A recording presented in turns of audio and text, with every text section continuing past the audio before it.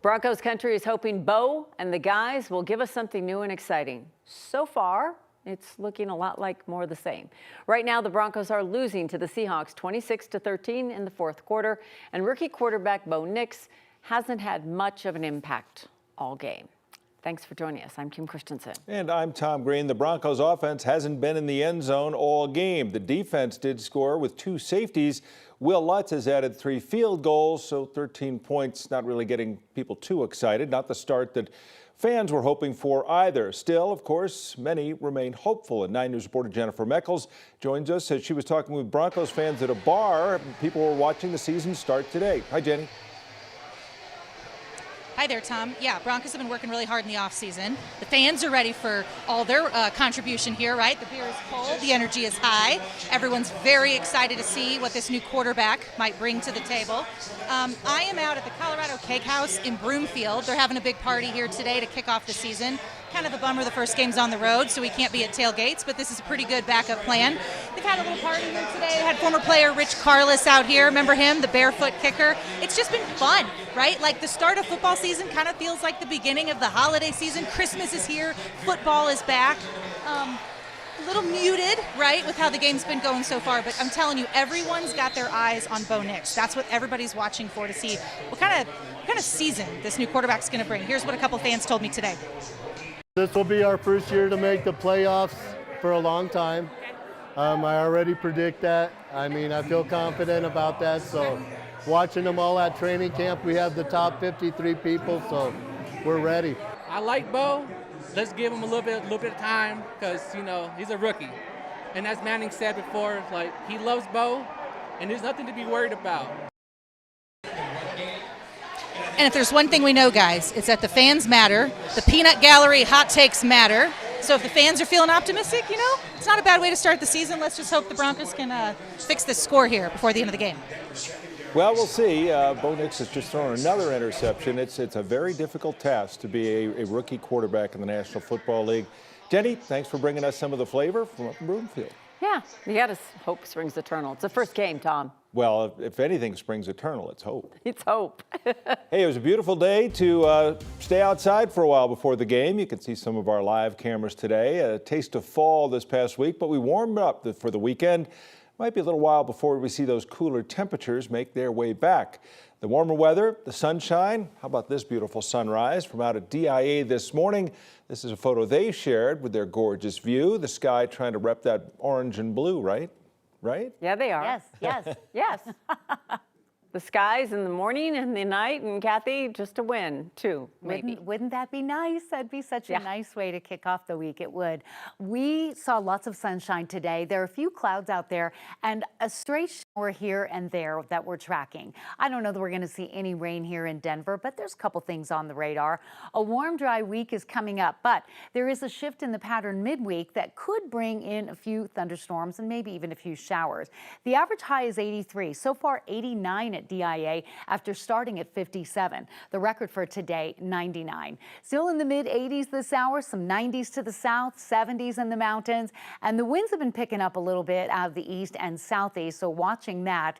Moisture feeding in underneath the ridge, enough that we have a stray shower to track, but this is not an organized system that's coming into Colorado tonight. So a little thunder and lightning around Colorado Springs, a little wind out by Lyman, a little brief shower up near the Fort Collins and Greeley areas, not holding together especially well, and once the sun sets, these storms will basically dissipate. So mid-80s now, will drop 10 degrees as we get into the late evening hours, and really just a nice evening out there for anybody that might be out driving this evening. But we'll break down the extended forecast in detail and that change I talked about midweek, and that's coming up.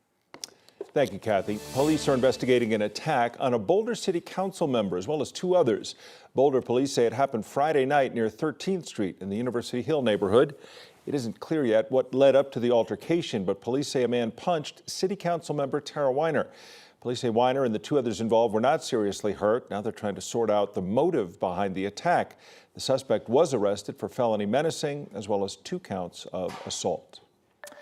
Tonight we're hearing from Colorado Governor Jared Polis after investigators say a Colorado State Patrol officer was ambushed in a shooting on Highway 36 yesterday afternoon. Patrol Corporal Ty Simcox is recovering and is expected to be okay. In a statement sent out today, Governor Polis said, quote, Colorado thanks Corporal Ty Simcox for his courageous and brave actions to protect himself and our community. I spoke with Corporal Simcox yesterday after this alarming incident. We wish him a speedy recovery and thank Ty for his service to our state. This all comes as investigators are really still trying to figure out why this ambush all started. CSP says Simcox was parked on US 36 just west of Federal Boulevard when a driver of a black Chevy pickup truck slowed down and fired multiple shots into his patrol car. Investigators say the suspect then pulled over, got out of the truck, and fired off more rounds. The trooper returned the gunfire, killing the shooter. Police are trying to identify them. Simcox was hit once in the arm. He's recovering tonight. District Attorney Brian Mason says this shooting is now under investigation by the Critical Incident Response Team. It is clear at this point in the investigation that this was an ambush. What the trooper did undoubtedly saved other people's lives, or certainly could have saved other people's lives. But there's more to this story than what we now know, and we want the whole story for this investigation to be complete. DA Mason says there was so much gunfire, it's likely someone else's car got hit on 36, and they don't even know it. They want anyone who drove through that area yesterday afternoon to check their car and, of course, call police if you have any damage. This coming Wednesday will mark 23 years since the September 11th terrorist attack. More than 2,000 people lost their lives in New York, Washington, D.C., and as well as Pennsylvania. Ceremonies will be held across the United States, remembering both the people and the heroes who lost their lives on that day. Several events will be taking place here in Colorado to remember the victims of the attack. One of those events, the downtown Denver stair climb, the community joining firefighters in climbing the stairs of the skyscraper at 1801 California. They'll climb a total of 110 flights in honor of those firefighters from New York who gave their lives trying to save others. Each participant will get a photo ID of one of the fallen heroes from that day. The ceremony kicks off Wednesday morning at 8:45. And Red Rock's once again hosting their annual memorial stair climb on Wednesday. Each participant completing 9 laps around the amphitheater to honor those firefighters who lost their lives. The opening ceremonies will also start at 8:45 in the morning. The actual climb gets underway at 9. Finding a bite to eat late at night in lower downtown might be a little bit harder now. Denver police's plan to curb gun violence around busy bar areas is to ban the food trucks. And that's in effect. DPD decided to ban the trucks from parking on weekends between 18th and 21st on Blake, Market, and Larimer Streets. They say this will cut down on late night violence in the areas. Police say their officers have seen people gather around the trucks, food trucks, after leaving the bars and the clubs, and they hope by sending the food trucks packing, that'll prevent incidents from happening. Some food truck owners say they had no communication about the ban or any time to prepare, and now they're forced to start over in new spots with less foot traffic. Yeah, it's frustrating because, I mean, I don't feel like us trying to make a good, honest living are the cause of all the issues here in downtown. The city is offering food trucks other spots to park on weekends to help make up for giving them the boot. So whether you're here for the weekend or you've spent here your whole life here, hiking a 14er is a tradition for many, like a badge of honor. Yeah, that you feel like you have to do it. Well, there's new data actually that shows the number of those who get out and hike the 14ers has hit its lowest level now in years. Here's more on that from 9 News reporter Rachel Krause.